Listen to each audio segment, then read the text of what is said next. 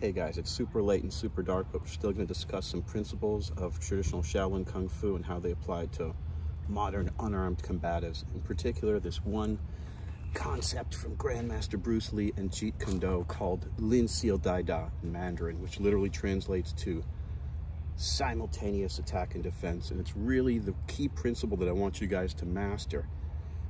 If you're going to do this, and if you're interested in this as opposed to just regular boxing and kickboxing and Muay Thai, which is great.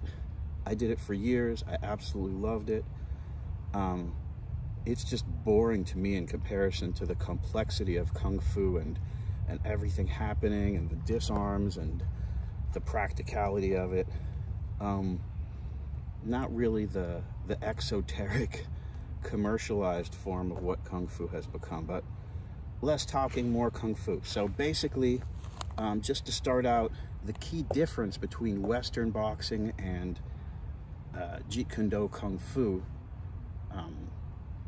is Lin Seal Dai Da, which is the simultaneous attack and defense, which is also what renders Jeet Kune so effective. Like, if you don't have a weapon and somebody has a weapon, it's just, you go in point blank.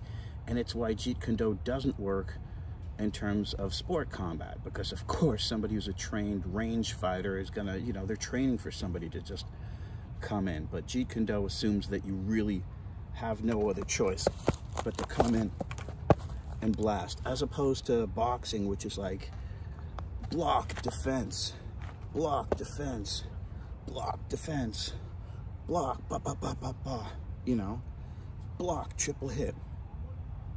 Somebody hits you, you slip, come back. Or as you're slipping, you're, the slip jab, check hook. Actually, maybe the check hook, which actually works for me, especially to the head, just literally pivoting 90 degrees as the opponent comes in. Maybe that's the one Western boxing principle which epitomizes that Lin Seal Dai Da, the Jeet Kune principle of striking and defending at the same time. And again, this is the reason why Jeet Kune and Kung Fu is so different from Western boxing, because it has this simultaneous, this Lin Seal Dai Da, this simultaneous attack and defense, which is so different than Western boxing's bang, bang, bang, bang, bang, bang, which is also extremely effective. It's just Jeet Kune is taking a small portion of that, the same way Aikido takes the most defensive portion of that and masters it. Like just moving out of the way, turns it into a martial art that your aunt or grandmother could probably do, makes it very dancey like Tai Chi. Good. Society and culture needs that. We don't need to have every martial art be one where people are knocking each other's teeth in. Like, it's good to have that too, but those aren't the end all be all. So anyways, in terms of this Lin Seal Dai Da principle, it applies to every one of the hands, as they say in Jeet Kune. And they call, you could translate them as just simple parries and blocks, but they call them hands, like the Pak Sao. I was so surprised when they first taught me this in boxing, because I'm like, it looks so weak, but somebody can really punch you full force, and you can parry it out of the way. Of course, in Wing Chun, they just teach you they punch you full force, and it's not a parry, it's more like a shield. So there's so many different kinds of Pak Saos. Pro fighter buddy of mine recently told me that he's not experimenting with this type of Pak Sao, but one that actually, or parry rather, he doesn't know what Pak Sao is, but that, in sparring over at Freddy's, he's not doing this type of parry, he's experimenting more with like pushing out with that type of thing. So with Pak Sao, you can have the simultaneous attack and defense. With Tan Sao, simultaneous attack and defense. And then chain it together. Simultaneous attack and defense, simultaneous attack and defense. With Lap Sao, with this hard pull. With Gang Sao, with this strong groin block, which is actually done without any power whatsoever. I've had small guys who were teaching me Wing Chun, tiny guys, drop me with this, just with no force whatsoever, drop me to my knees. So I learned very early the power of Wing Chun and Jeet Kune. So Gang Sao. Ow. 1/8 of an inch padding on that tree. I gotta go easy. Yeah.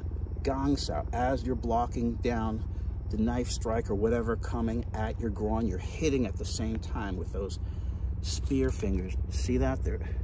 We're striving to make them flat so that we could use them like that. Guys, if you're eye gouging, check out Daniel Cormier. He just does this little flick. It's brilliant. It's literally, he does like a kung fu flick like this, and the referee, like the really good ones, will catch it, but the other ones will just be like, oh, he just fucking, no. He'll totally eye gouge you with that flick.